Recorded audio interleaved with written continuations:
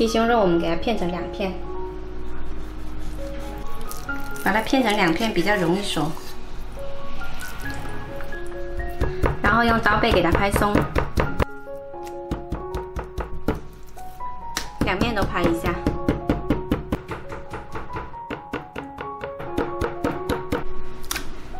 再来剁点蒜蓉，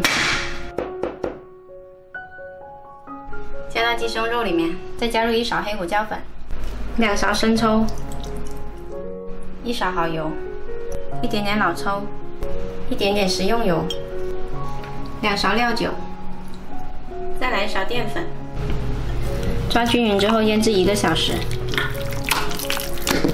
抓到这里的水分呢，全部都吸收进去了就可以了。我们再来切一点西兰花，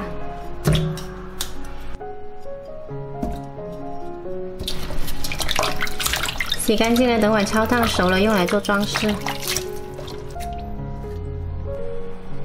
平底锅加少许油，把腌好的鸡胸肉放下来煎。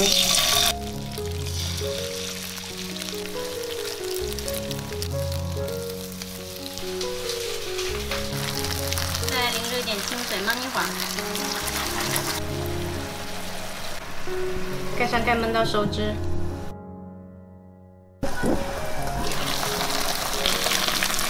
收完汁了之后再给它煎一会儿。好啦，煎好了之后就可以夹出来切成小块。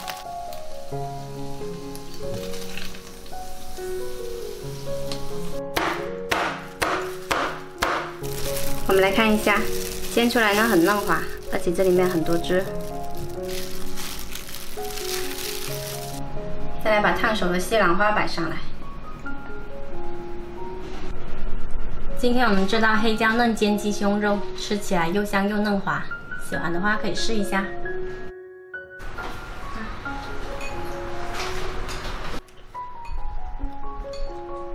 这个很方便。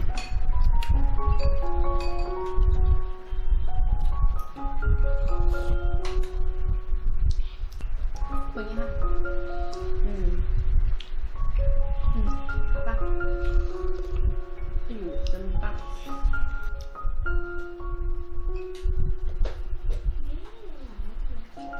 用。蛮大口的，我水不辣 ，nasty。